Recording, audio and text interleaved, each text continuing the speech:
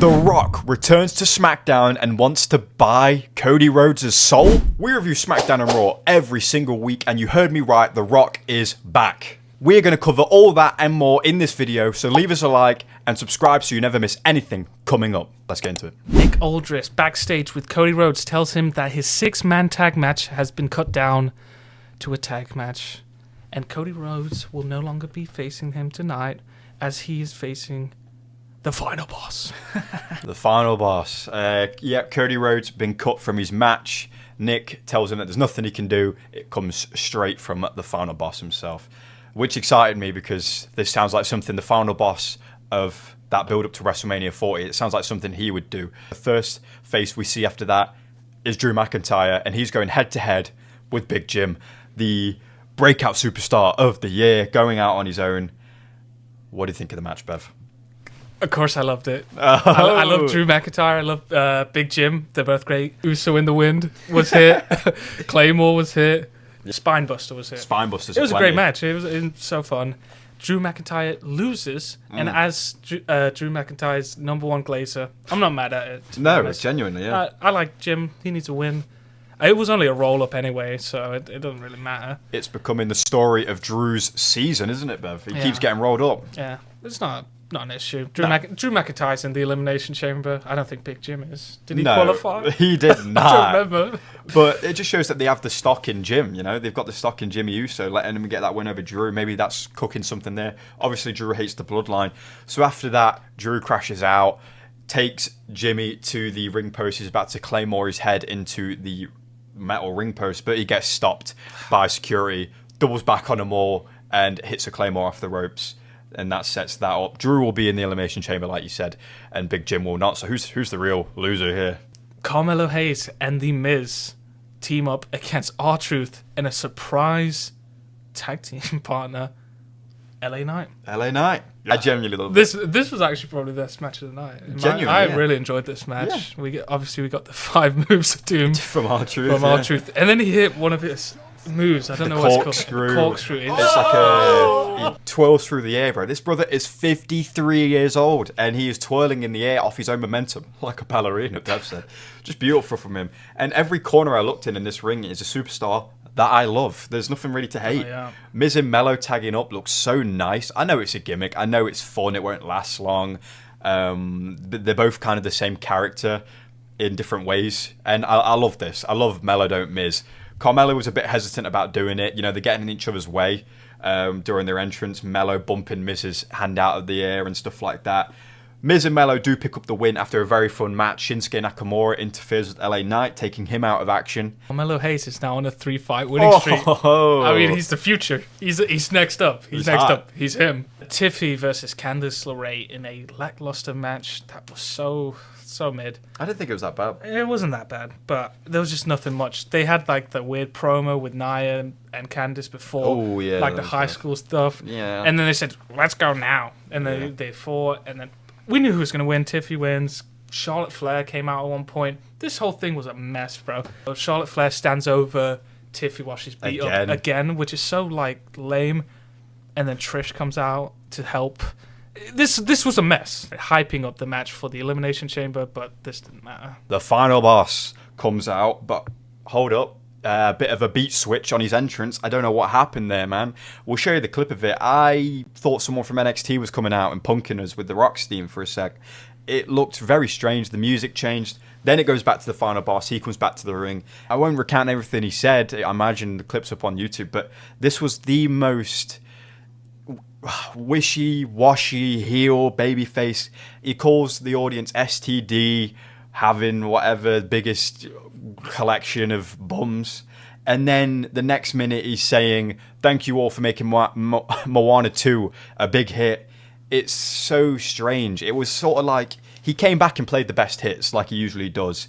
He comes back and plays the final boss character to make everyone cheer, and then does it genuinely, but then doesn't as well. D-Rock tells us that WrestleMania 42 is now going to be in New Orleans, in front of the New Orleans crowd. Yeah, they loved it. He starts singing, by the way. He starts singing When the Saints go marching in. Which is just weird. He literally goes babyface, heel turn, in a matter of seconds, dude, no, saying no. he's going to slap the syphilis off someone's face. Yeah. Like, what the fuck? I didn't get it. It was just weird, but if you thought it was weird, then it gets even weirder, because The Rock says, Cody, I want you.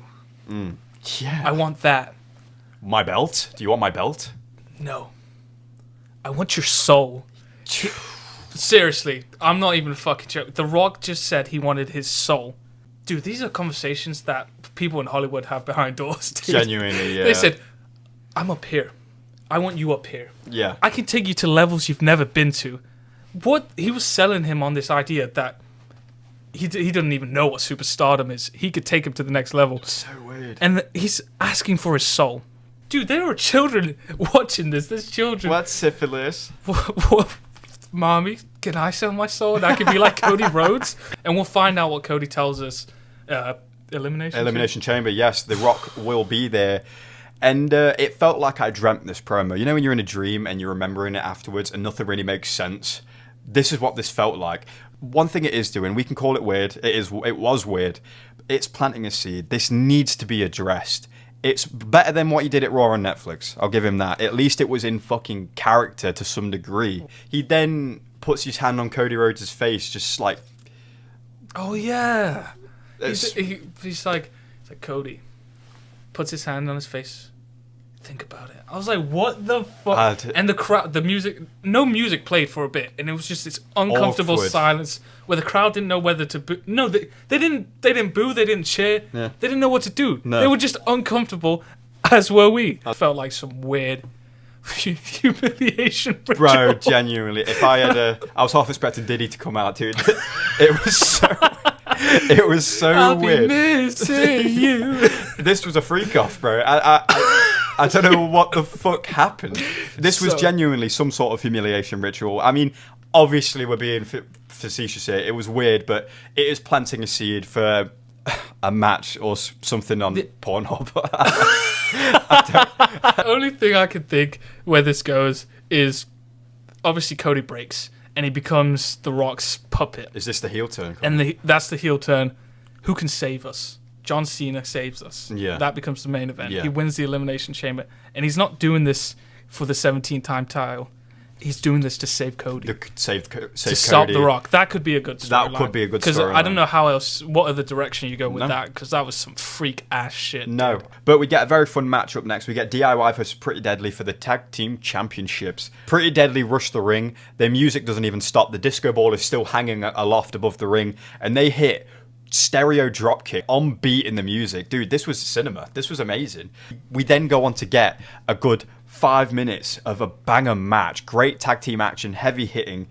And then the Street Profits interfere. And at first we were disappointed, weren't we? I wasn't a big fan of this. But then we were reminded that Street Profits fucking rock, dude. They are badass in the ring. They're hitting tag team moves on everyone.